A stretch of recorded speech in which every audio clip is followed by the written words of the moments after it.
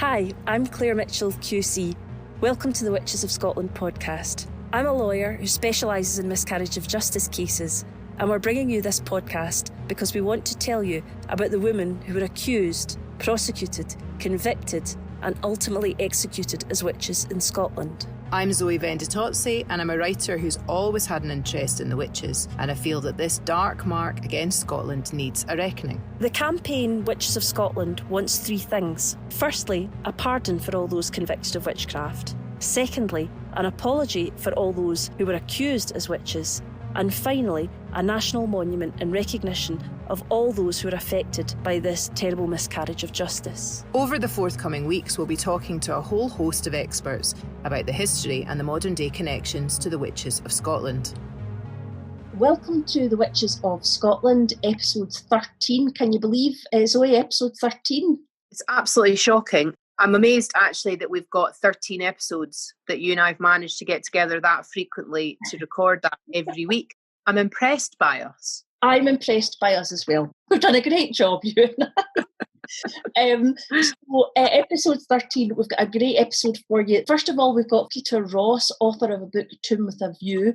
He speaks to us about memorials, and in particular the memorial to Lilias Eadie. And the person who showed him that memorial and has been working on the Witches Trail in Fife is Councillor Kate Stewart, and we're going to be speaking to her as well. But first, before we do that, as ever, we speak about three women who were killed as witches and we name them. Who have we got this week, Zoe? Okay, the first woman this week is Isabel Smythe, who was accused and went to trial on the 7th of June 1661 in East Lothian. All we really know about her was that she was female and unmarried, and in fact the outcome of her trial is unknown. So we don't know if she was killed, basically. We don't know if she was found innocent. All we know is that she was accused on the 7th of June 1661. So few of them actually identify what happened to people. There are so many of the records that just say not known. So the amount that we are assessing that have been executed as witches is an approximation. Samples were taken by academics of what they thought was the approximate amount, and then it was just extrapolated across the board as to how many were actually killed. So sadly, so many fates of these women were left unknown. But I think maybe our second woman, sadly, we know her fate. We do, sadly. So we know that Elspeth Cunningham went to trial on the 30th of March in 1659, so very, very close in time to Isabel Smythe's accusal. She was female, she was unmarried as well, and sadly we do know, like you said, we do know what happened to her, which is that she was executed. Okay, and our third witch today is brought to us by the work of Heather Upfield. And Heather Upfield has been doing some fantastic research work. She's been doing some in-depth research into women accused of witchcraft in the 17th century and has produced a booklet which I've managed to get called 5 Women of Kilwinning. It's published by Kilwinning Heritage and they can be found on Facebook. The booklet itself is so interesting, and thanks to Heather Upfield for producing this. It's excellent work. I just thought we'd take one of the women today and name her. Her name is Isabel Allen. Isabel Allen went to trial on the 7th May 1650.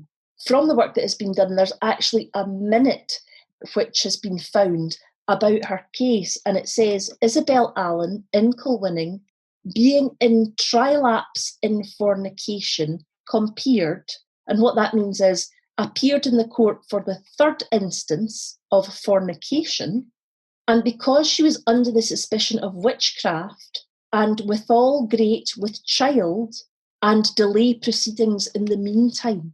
So what happened was that she turned up to court pregnant with a child, and because she was pregnant, they didn't try her for witchcraft at that time. They put the proceedings off and they delayed them. Unfortunately, again, like Isabel Smythe that we spoke about earlier, there isn't any further record of Isabel Allen, and her fate is unknown. In what Heather Upfield has written, because we know that Isabel Allen had in fact come to the attention of the presbytery before, the presbytery waited till after she'd had her child, and then after she had had her child, they put her to trial for witchcraft. But again, the outcome of that is unknown. But it's quite interesting that at that time, if a woman was with child, it appears, at least in this presbytery, they didn't go ahead, so that they wouldn't have killed a pregnant woman, which is at least something. Some mercy. Exactly, some mercy, even if it was only for the unborn child. I'm not sure that that was the position throughout Scotland, but it certainly seemed to be in the case of Isabel Allen. They put off her case for that reason.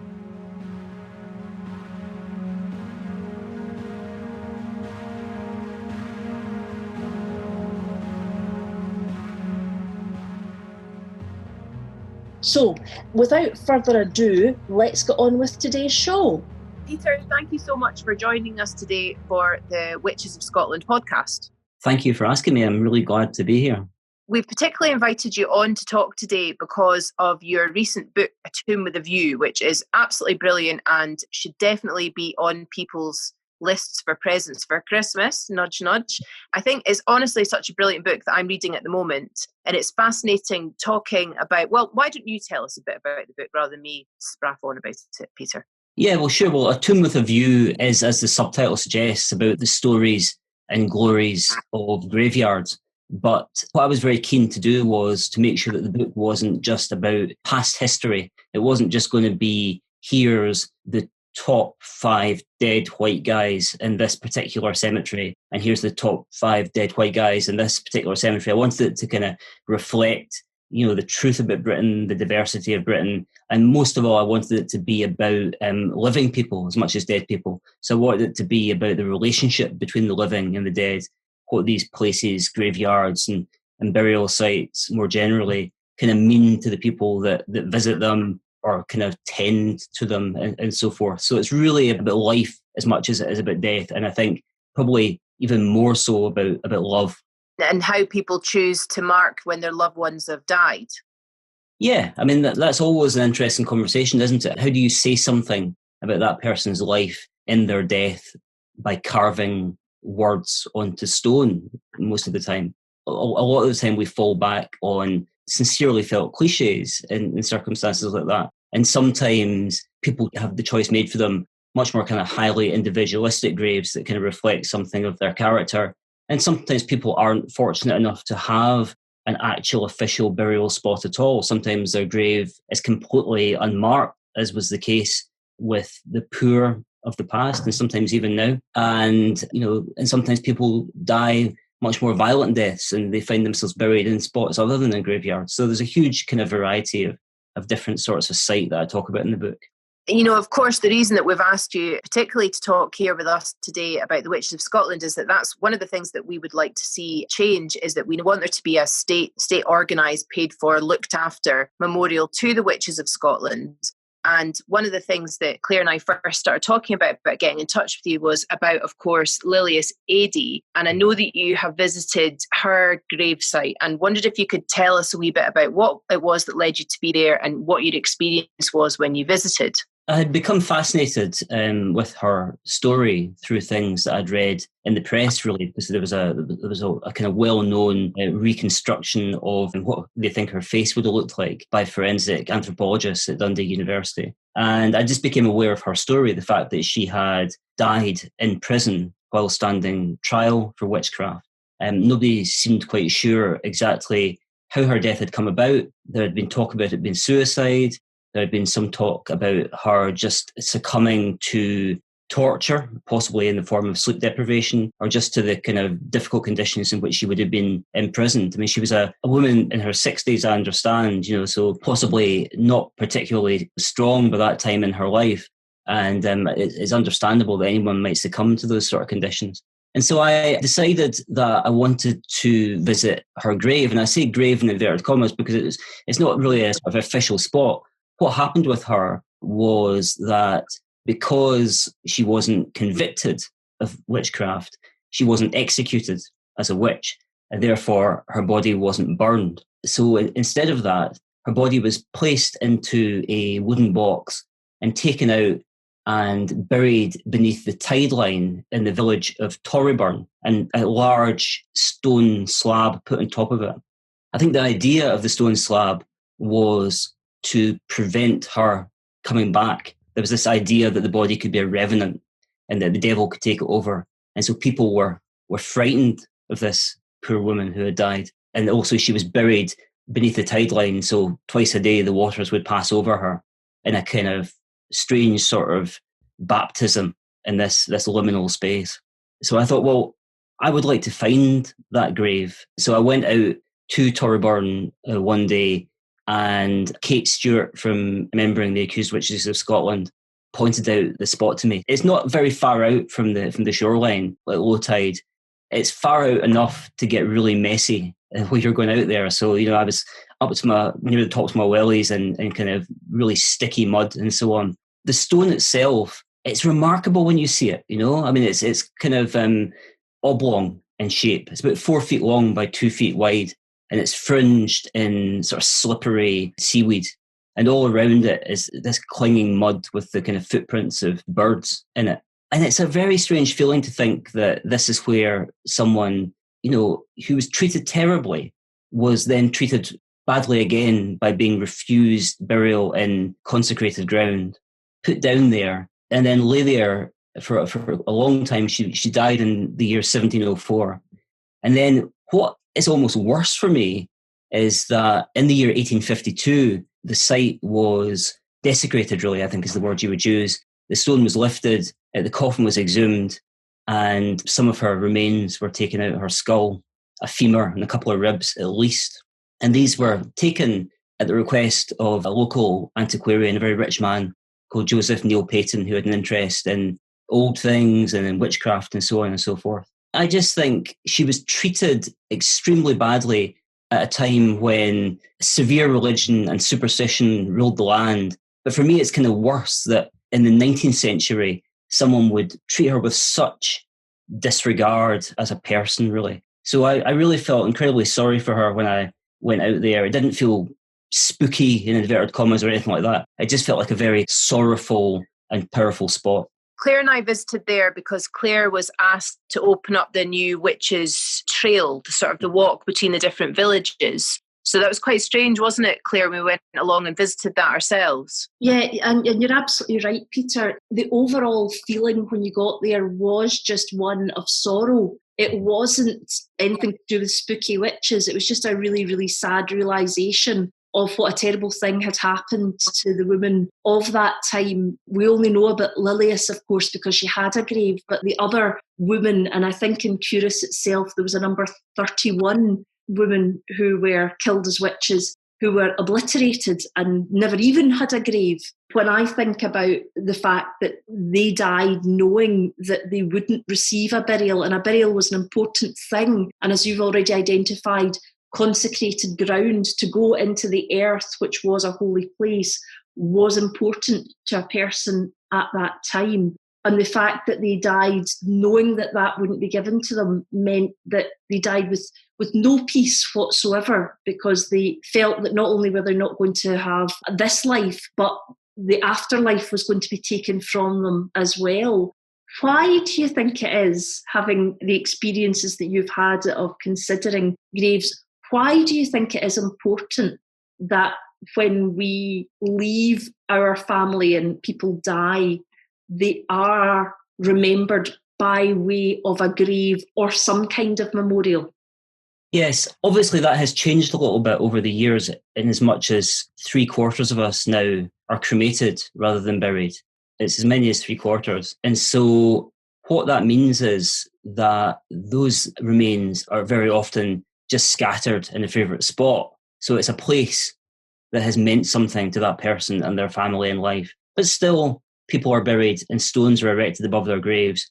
And that's happened for centuries and reached its kind of apotheosis during the Victorian era, when people were erecting these. If you had the money, if your kind of faith in your pockets were deep enough, you would erect these kind of grand stones, these mausoleums to your loved ones. And I think it's because, we are creatures of story. We're made of flesh and blood and bone and story. And there's a desire to sort of mark on the earth a fragment of the narrative of that person's life, a few pages from their story. It's difficult to do, to sum up in a few words, but you want to sort of indicate, I think, that they existed. They walked upon this earth and they meant something, hopefully, to people. And they maybe did something with their lives. But even if they didn't do anything remarkable with their lives, the very act of existing for that brief period is remarkable enough in some ways, you know. And so I think that is why we want to record their names and their dates and maybe something about them on the stone, because we are essentially storytelling creatures. That's what we do. The way we navigate our path through the world is by trying to tell stories about it and understand it through story.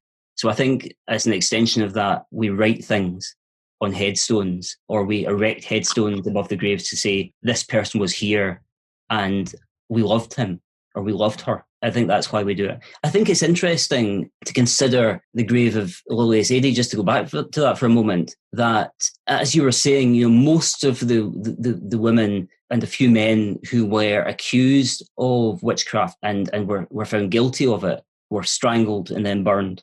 And so there's no trace of them on this earth. And so inadvertently, Lily Sadie's grave has become a kind of memorial to those people, in a sense. It was never intended to be that. It was intended as a line of defence for that community, a way of stopping her from coming back. It was a kind of final insult. But in a way, it has become meaningful in a way that it was never intended to be. And as kind of unchancy and odd and upsetting as it is somehow a tribute and a memorial not only to Lily Sadie, but to all of those who died locally across Scotland and across Europe, of course. I get why, but I'm wondering if you get asked this quite a lot. Do people say to you, why did you want to write about that? Why are you fascinated by that dark, glum subject matter? Why focus on that side of life? Well, it's a big part of life, isn't it? Death. It's sort of like the one inevitability. And I don't think it is necessarily gloomy. I think if people do take a moment to read this book, they'll find it's not bleak, I hope. It's often very uplifting because it's about love. It's about, you know, what people have meant to each other, what they continue to mean, even though they're separated by the curtain between life and death. And I was just attracted to it because, again, it's about storytelling for me. I wanted to try to explore those stories, the lives of the remarkable and unremarkable people and what they mean to the people left behind. So I don't find it morbid at all. And I just think it's one of the big subjects, you know. Death is just one of the great subjects of literature, film, art. Why would you not want to try to explore it, is how I maybe reply to those people that consider it to be morbid or gloomy. And I think one thing is, you know, there was a question of whether or not it was a good idea for a book like this to come out during a global pandemic when a lot of people were dying, and the whole idea of death went from being something kind of abstract and theoretical to something that was so much part of our consciousness. But I found that people that have read the book often have quite extreme emotional reactions to it. And I think that's partly because it's sort of the things that it is addressing, life and death and love and solidarity and the need for community, are all things that are very much in the air just now. So I think it's arrived, it's been published at the right moment. And I don't mean that in any sort of crass kind of commercial way, as in I'll sell more books at all. I don't mean that at all. I just mean that sometimes the book you need comes along when you need it. Yeah, I mean, my dad died quite young. I mean, I was in my mid-20s with one child and was pregnant with another one. And, you know, so I really was very affected by that, obviously, when he died, and became quite aware at that point about thinking about death when you're alive, that it's really important that you work that out. And I went on to work as a writer in residence in a palliative care unit, which really, really drove that home for me, how important it is to be thoughtful about what your death is. And, you know, as much of a cliche as it sounds, to tie up your affairs as much as you can and make sure that people know that you care about them and that your story, I'm very much in agreement with you about us being natural storytellers and that's super important. And one of the things that I did was to help people to write their story, you know, at the end of their life. And I think that's so important.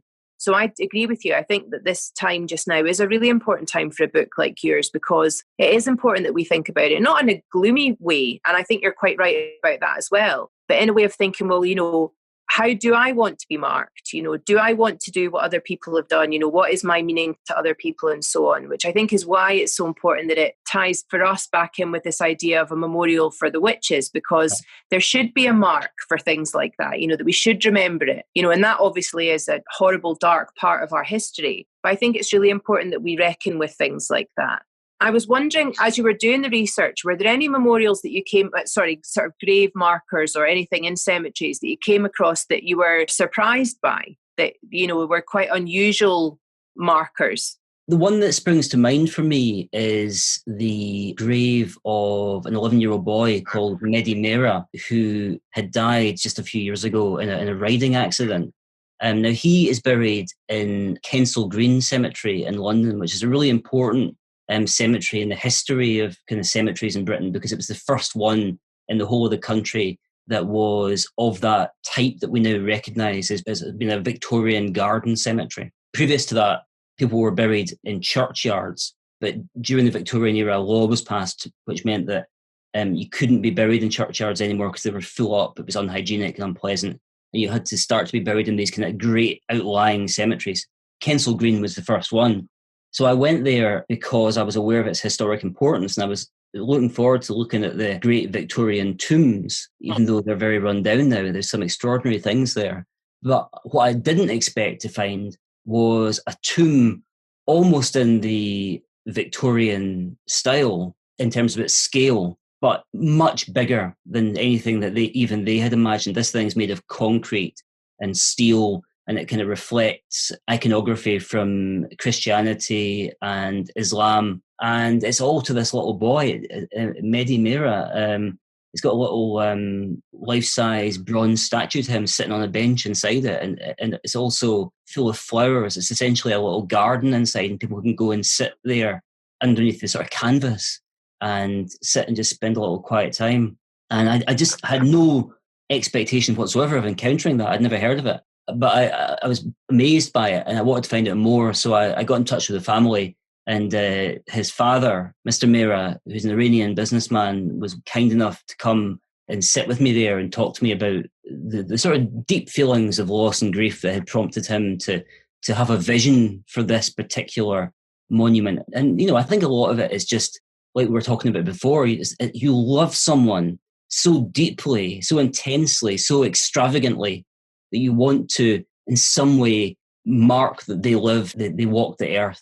And that's the way he's particularly chosen to do it, is in this kind of very grand style. So I was absolutely blown away by that particular tomb.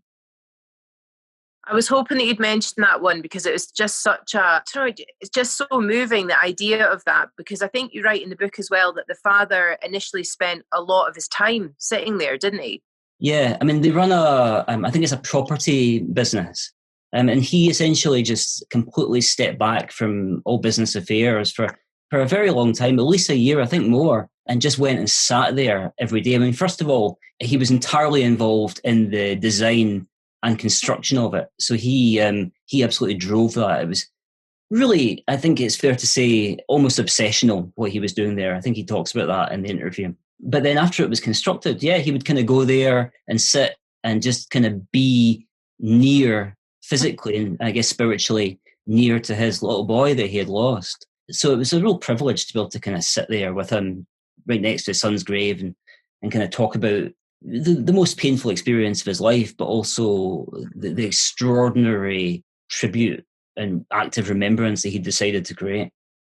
One of the things that really, I suppose, upset me about women in the past, the women and men that were killed as witches, were the obliteration of them, so that there wasn't anywhere for family to go to remember them. Indeed, remembering them in any active way would probably result in accusations of witchcraft against them as well. The ongoing effect of there being a lack of a physical place that people could go. We talk about now, if people are cremated, the sprinkling of the ashes in a place, and the experience of people going to a place and remembering that person in a place. The abject horror of the fact that these people had relatives who were, in fact, killed as witches in their local area and then burned where they lived. would have been an additional horror for those people left to them, because not only did they know that their family member not get a Christian burial, they also had to be at the place where the horror took place. And that must be the very antithesis of a beautifully tended grave. Yeah, it's absolutely right what you say, and perhaps I haven't really considered that fully before, that the people left behind have to kind of live with the horror of being in the place where it all happened, unless they move, I guess. But I don't know how easily that was done at that time. But of course, I think that's the thing about the kind of the witchcraft panic, the witchcraft era, if you like. It's become so mediated through popular culture representations of it, and become kind of cartoonish, that the actual intensity of the atrocity and the body horror can very easily be forgotten, I think. And this was, of course, a time when people believed in bodily resurrection. So at the Last Judgment, your body would rise up and then you would be judged, and hopefully you would go on to go to heaven. But if you didn't have a body, then you couldn't be. And I think probably that is why the idea of having some kind of, national memorial to the people, women and some men who are accused of witchcraft is so important. I mean, I talked about Lilius' stone being in some ways a kind of ersatz memorial. And while that is true, that's become what it is, it's still a pretty horrible place. It was intended to demean, I think, and insult and warn off. And so I think probably the stone itself, quite apart from the fact that it's really not very accessible, wouldn't be enough to kind of mark what actually happened. I think there needs to be something much more purpose-built and appropriate to what you're trying to say. And I just think it's just massively important to have that, just as a way of saying this is a horror that happened. It mustn't happen again. As a member of the public, if I was to see something like that, whether it was at Torryburn or wherever it is that you would cite such a thing, for me, it would be, I guess, a symbol of pity and sorrow and, I guess, national repentance in some ways, but also a demonstration of the fact that justice doesn't have a sell-by date, so that you can apologise and you can think back compassionately towards that time in a way that is very, very visible and makes a statement to the public and says something about, hopefully, who we are as people now. I think that's absolutely hit the nail on the head there, Peter. Claire? Yeah, no, absolutely. I wholeheartedly agree with you. I just feel so strongly when you say justice doesn't have a sell-by date.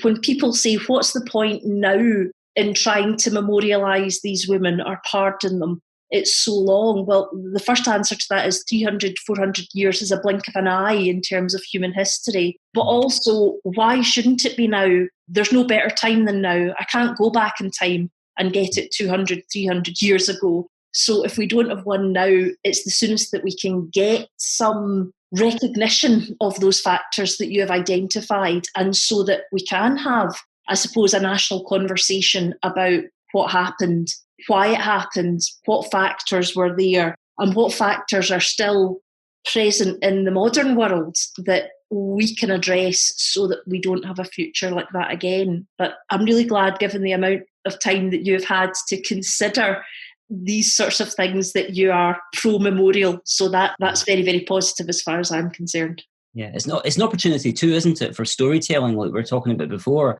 Once you have some sort of structure erected, then it's an opportunity to tell some of the stories of these people who were unfortunate enough to die through the witchcraft panic or to be actually executed as a result of it. Lilius Eadie is a name that is becoming much better known now, although I think there's probably still a long way to go with that. So many of the names are just kind of completely forgotten. And I think once you begin to reintroduce to people who they actually were, and a sort of idea of their lives, and not just their deaths, but their lives, as far as we know what they were, it makes the whole thing much more real to people. And it doesn't just become a kind of cartoony pop culture thing. It becomes, these were real people.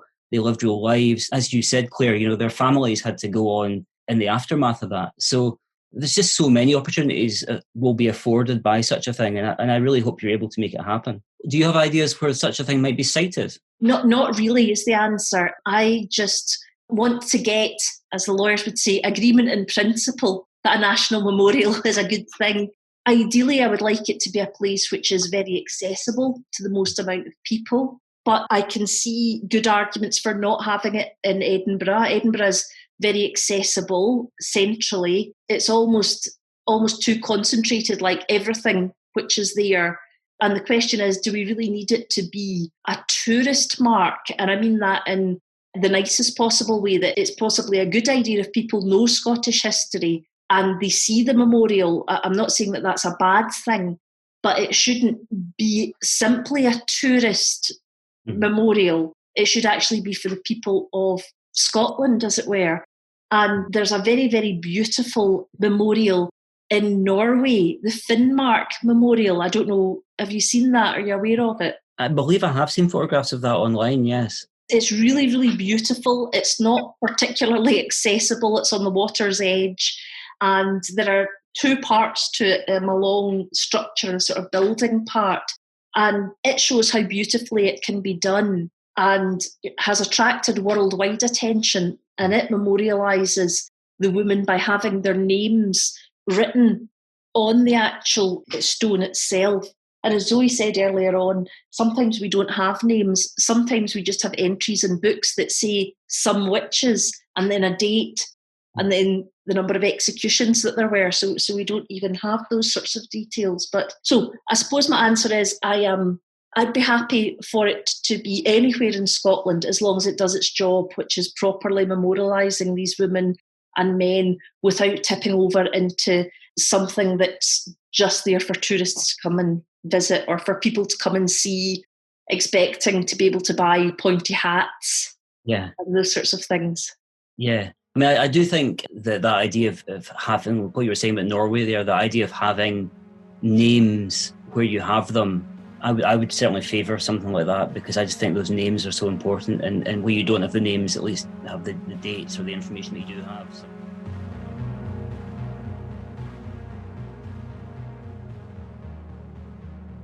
We're delighted to welcome Kate Stewart, who's a local councillor in Fife and a founding member of Remembering Accused Witches of Scotland. Welcome to the podcast, Kate.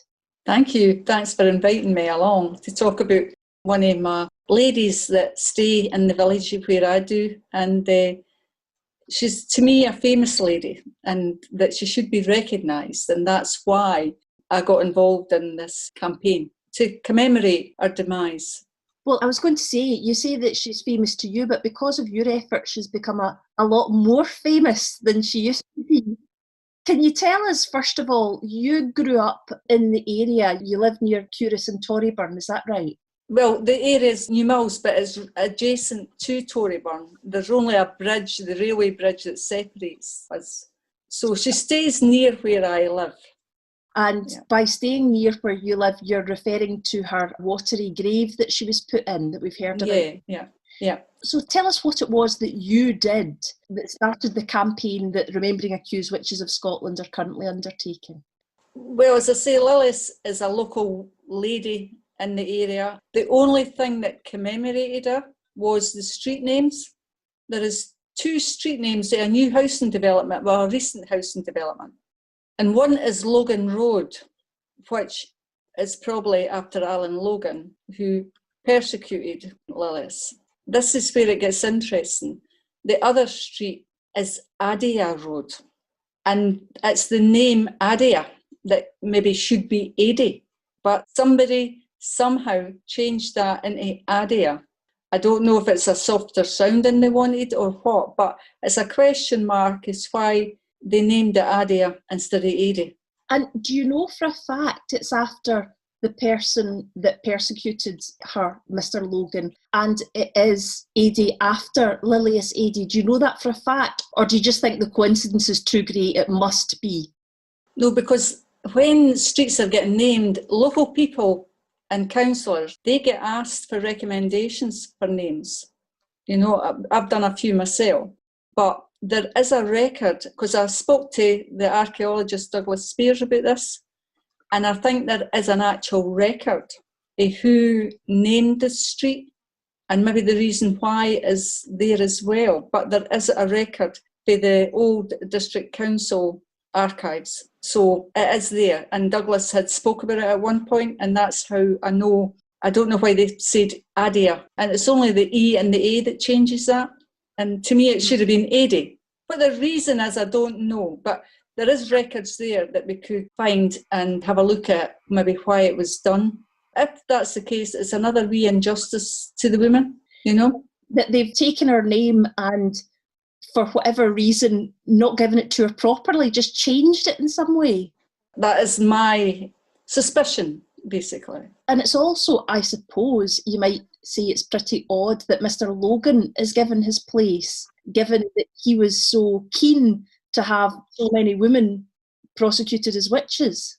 What was Logan's role? Was Logan a churchman or? Yes, he was a churchman. So it was him that drove the persecution of the women? Yeah, he could pick out somebody at the church service and accuse them of being a witch and then get them arrested. That's the power he had. Yeah.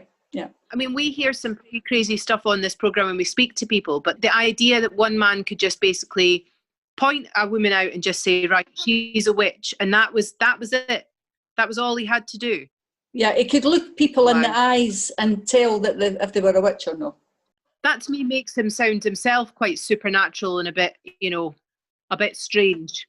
And people maybe should have turned that around and accused him of being one, looking at that. When he was accusing other women of doing that, and he was actually doing it himself. You're right. He was quite prolific at identifying women as witches in the local area, wasn't he? Oh, he was, yeah. Is it 31, 32 different women? There's 32 in Couris alone. There are 32. The time before, I'm actually just reading up on the 1666, so that was just about 40 years before Lillis. The 7 women in Toryburn got strangled and burnt at the stake in Toryburn. So Lillis's name had been associated with him as well. When she was accused, she referred, instead of incriminating other women, she spoke about women who had been killed anyway, so that they couldn't do any more. And one that I'm checking up the new is Griselle Anderson. The research has all been done, and it's a woman who's emailed me, and I'm going to email her back. And she's done the research, and it was a relation. So she's a descendant of Griselle Anderson. So there's more to the story with Lillis now as well, and more to the story in Toryburn, and more to do, because going back to what Claire was asking about how it all kicked off, there was always this curiosity about, Lillis, because people didn't know where her grave was. I didn't know where her grave was at the time.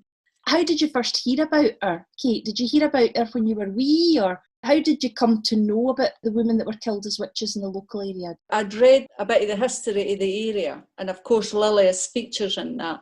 It was like just part of the history, and that was it.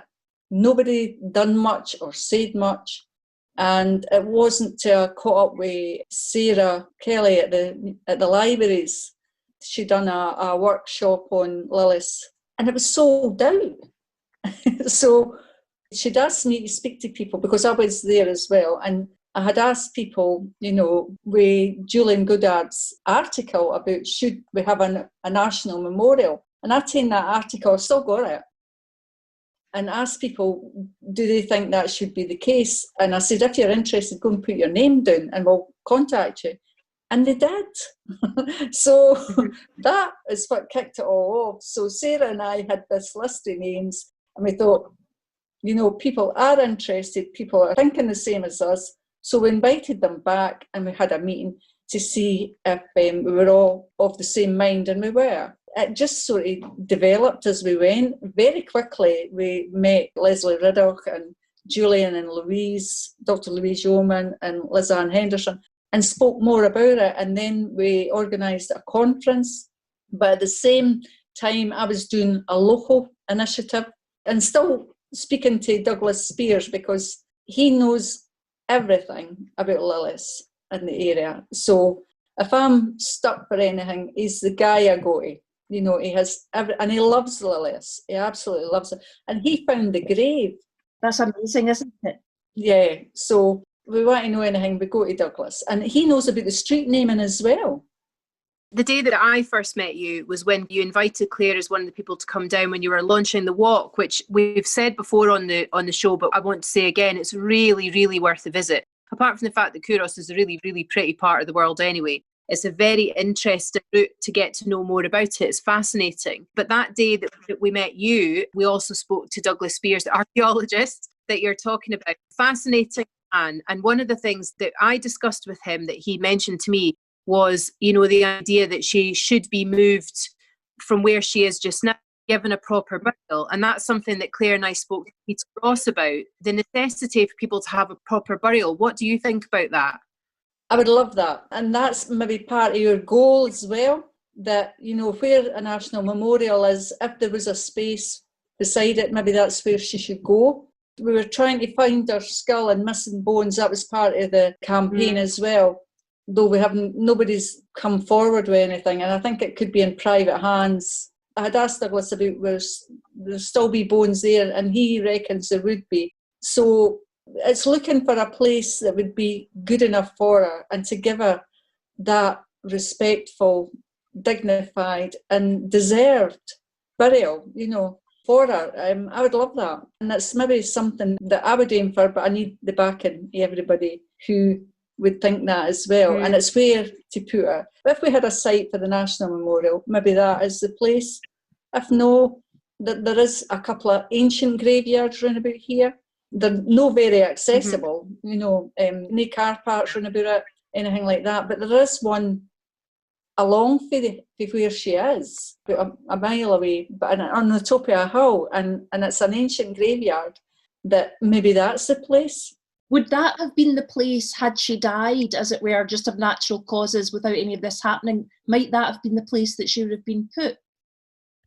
It might have been one of them, because there would have been the Toryburn one, but this one I think that comes under Crombie, which is in the vicinity, and it's in the ward.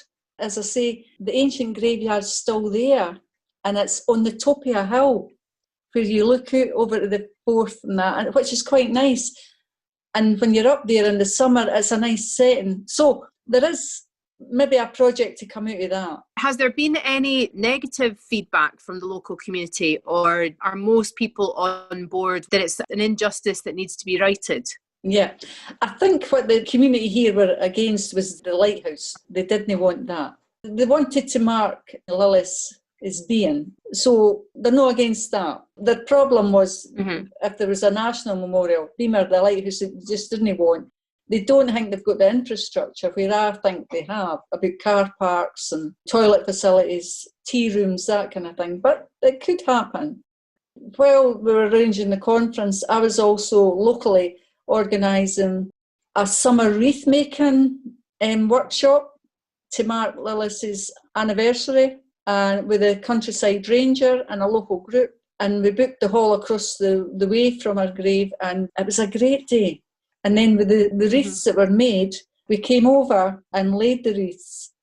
And I never ever suspected it, but that photo, because I had asked along the Deputy Provost, the Fife Council, so that was marked on the council books. It's on the council books that she was given a civil ceremony. So that's one thing, you know, I like to say that Alan Logan hasn't got a civil ceremony, but Lillis has. Yeah. Yeah. So she's down in the Fife Council record books as being given a civil ceremony. Now, because that went round all the councils, it got picked up and the photos went viral. You know, Canada, America, everything. I got phone calls, emails. I never, ever, even yet, never, ever received one nasty email. They are all lovely. Everyone was lovely. They were all interested. They thought with us laying the wreaths that day, that it was a lovely thing to do for the women. That's what they said. It was lovely. So never, ever received any nasty emails. Which is something. Absolutely. Which is something. Absolutely, because anything you do in this world, there's always somebody going to be saying something about it, isn't there? But well, not in this case. Not in this case. It's all been positive. There was only one guy, and he wasn't against Lillis or anybody else. He was offended that we put our disc on the ground. Mind it, Couris? yeah, That it shouldn't be. So we're going to rectify that, by the way. Oh, is it being moved? The National Trust in Couris emailed me, and they're wanting to put Lillis the disc on a cairn at the townhouse. Oh, that's lovely. That's nice. I think it was perfectly acceptable where it was because it was a walk and it was, you know, people would have looked at it. I didn't think there was any problem with it at all, but I'm so delighted to find that the National Trust are getting involved as well. Well done. They approached me, so which is brilliant. So I'll chase that up. But the other thing is, I spoke to the countryside ranger and we came up with an idea to mark Lilith's anniversary again, maybe in 21. Where the disc is, there's like a big hole in the wall, you know, the dike. So we're going to see if we can raise that and insert it into the wall and get another plaque with the 7 names of the women who were burnt alongside Lilith, and maybe go plant wildflowers, lovely wildflowers, in front of the plaques. So we're going to try and arrange something like that for this August, September, something like that. It gives me so much pleasure to hear you're doing that. You're a one-woman memorialisation. I'm so glad that you're also including the other women as well. I think we should. And as I say, this woman in Australia is related. She's done all the research and she's related to Grisel. So I'm going to email her and say, this is your intention. We're going to mark their names as well, you know, alongside Lilith's. It's another project I'll need to get organised. You know. So you've got a lot of work on your plate. You've got that particular role. You're also campaigning for a national memorial. You're continuing to do stuff with Lilith. What do we have planned in 2021? Is there anything in particular you'd like the Witches of Scotland listeners to know about that you're doing? Do you have anything planned? You know, doing a memorial for the 7 women who we've missed out. So making sure that that's recognised, that they're recognised. So that's a wee project. The big campaign for the national memorial is taking ideas for a lot of people, and hopefully something will come of that. So it's not just me, you know, it's a whole host of people. But I think what you said there earlier on, I spoke to Douglas Spears about Exhumina, and I think that should be noted and maybe look. I've spoke to Douglas and said about, you know, where we could lay Lilith to rest. And I spoke about the old graveyard, and he says it's a possibility. And he knows all about exhuming, you know, doing the legal stuff and that. He knows all about that. I think what we have to do is find a suitable place for her. I mean, the very fact that you're looking for a suitable place means it's going to be better than wherever she is at the moment. I mean, you couldn't put her in a wrong place, because I'm sure if she was standing over your shoulder, she would say any place is better than where I was left. Aye. And that, to me, if where they buried her, it was for people then walking back and forth, you know, across. That was the height of humiliation for that woman. For her, knowing that she was getting accused of a witch, and probably the outcome of that, would have stressed the fact that being so religious then, to be buried outside consecrated grounds would have been stressful for them, you know. So the grave itself is horrible, really horrible. For everybody to see that constantly all these years, that Lilith's humiliated in that sense, is unforgivable for them that done that, thinking that they're, you know, setting her up as a target and that she'll always be remembered as a witch. Now she's remembered as a woman. And I know, that's brilliant. But I take joy, you know, or comfort, a wee bit of comfort to saying that we're reversing the stories here, like with Lilith's getting a civic ceremony, but also that we're talking about Lilith and the accused and know who the accusers. We're not talking about the men. We're not mentioning them. We're not giving them any status whatsoever. So we're taking a wee bit of control back, you know, and Lilith is taking that control back again. You know, that we are going to look for something that rectify a wee bit the humiliation that was done to her. Well, we're just absolutely delighted that you're out there doing what you're doing for these women who were convicted in your local area. And, you know, I hope the work that you do inspires other people in their local areas. So I think that's happening, yeah. I feel it myself. I feel it myself that people are doing that. People are getting in contact with us saying, This is somebody that I've investigated in my local area. So women are really connecting with the stories of women. And I think what you've started off is absolutely fantastic. And we're so delighted in our podcast. We try and name women every week, as you know. And if you could give us the names of the women, if you know all the names of the women or however many you know, if you can give us the names of the women, then in the forthcoming weeks, we'll name those women so that they have a memorialisation even just in other people around the country, and not only around the country, around other countries in the world, hearing their name. Yeah, so I think because that's really powerful. The thing with Griselle, and I take, because that's who the relative who sent me that, and there's 7 of them, 7 women, but because they were strangled and burnt, there is nothing there. I mean, Lillis has got a grave, but there's nothing there to commemorate them as well. Absolutely nothing. So a plaque alongside Lillis would be to remember them as well. Well, can't wait to come back and see that in person. We would love to have actually come back to do the walk, because we had so much on the day. We would have loved to come back and do the walk. But 2021 is the year for it, so we'll be back. It is. And we'll see all that's done. And we should maybe put out, where can we rest Lillis? Maybe asking people where would be the best place for Lillis to rest. Yeah, that would be a really, really interesting question. If people have got any answers to that or any views, let us know. We will let Kate know, obviously, at Remembering Accused Witches of Scotland, and also at Witches of Scotland. If you have a view on where that might be, please let us know, and it would be great to pass on to you. If you are out this way on a nice day, I'll take you to the ancient graveyard and see what you think. Oh, I'd love that. That'd be really interesting. And just see if you would view it as a place, and I can chase that up with Douglas then and see if it's possible. Well, we will absolutely take you up on that offer, Kate. That's something that we will definitely do in 2021. Oh, I look forward to that, definitely. Thank you for doing what you are doing as well, because it all combined.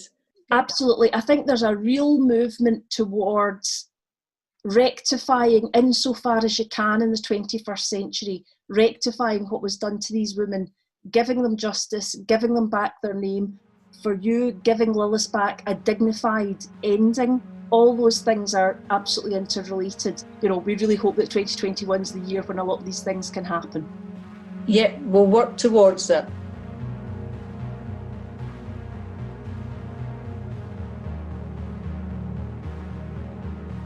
We hope you enjoyed episode 13. We're going to keep up our podcast over the festive break, but rather than having experts speak to us over that time, Zoe and I will come on and name the names of some of the women killed as witches and give you updates into our researches. So this is the last episode, which will have interviewees until the new year. Please remember, as usual, if you're listening, can you please tell people about us, share it on social media, rate us, and just basically make sure we reach as many people as we possibly can, so we've got the greatest chance of success with the campaign.